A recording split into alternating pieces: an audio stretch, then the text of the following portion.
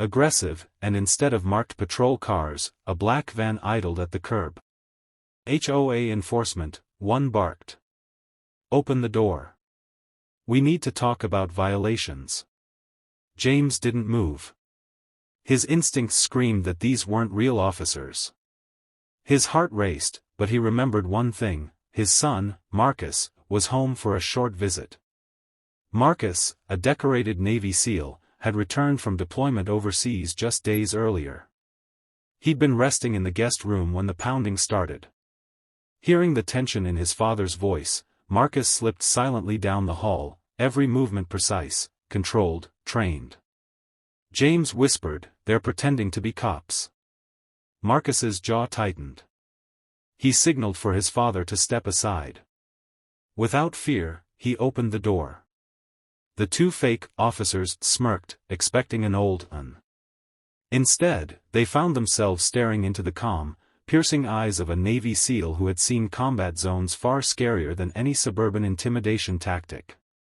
"State your business," Marcus said firmly. His voice carried no tremor, only authority. The men shifted uncomfortably. Their intimidation game had just backfired. The fake officers tried to regain their bravado. "We're with HOA enforcement," one said, flashing a flimsy badge. "Your father's house is in violation. He'll be fined, or worse." Marcus didn't blink. He studied their stance, their breathing, their fake uniforms stitched with uneven seams. They weren't professionals, they were thugs hiding behind props. "Step away from the property," Marcus ordered. "You've got 10 seconds. Instead of leaving, one man sneered. "Or what? You gonna call the cops?" "We are the cops." "Wrong move." Marcus stepped forward, closing the distance in a heartbeat.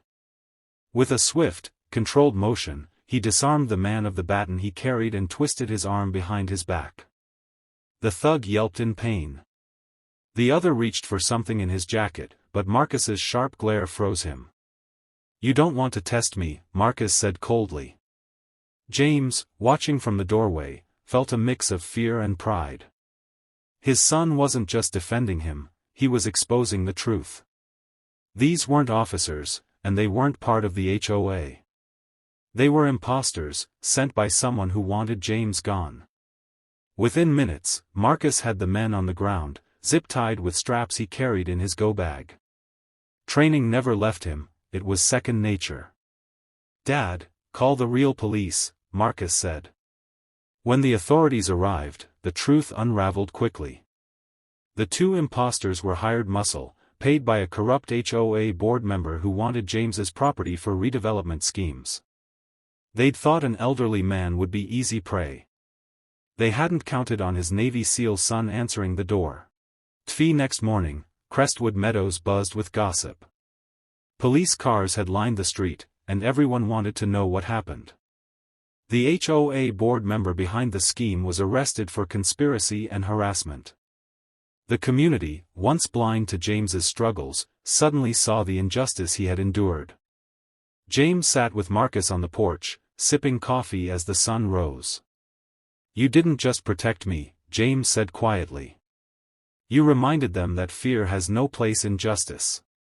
Marcus nodded. "Bullies only win when people stay silent. You stood your ground, Dad. I just made sure they couldn't push you over."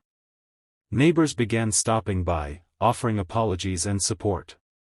The same people who once ignored the harassment were now acknowledging the truth: James had been targeted unfairly.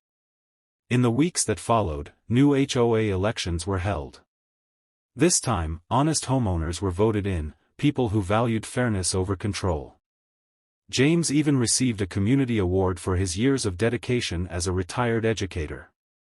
The moral of the story spread beyond Crestwood Meadows: evil thrives on intimidation, but courage, whether from a quiet man who refuses to back down, or a soldier who knows how to confront danger, will always expose the truth. James learned that resilience wasn't about fighting every battle alone. Sometimes, strength comes from standing firm until help arrives. And Marcus reminded everyone that titles, fake uniforms, and false authority crumble when faced with real honor and discipline. For the first time in months, peace returned to James's home. Not because bullies stopped knocking, but because they knew better than to knock again. Sparkle's moral: false power cannot withstand true courage. Intimidation fails when justice, discipline, and unity stand against it.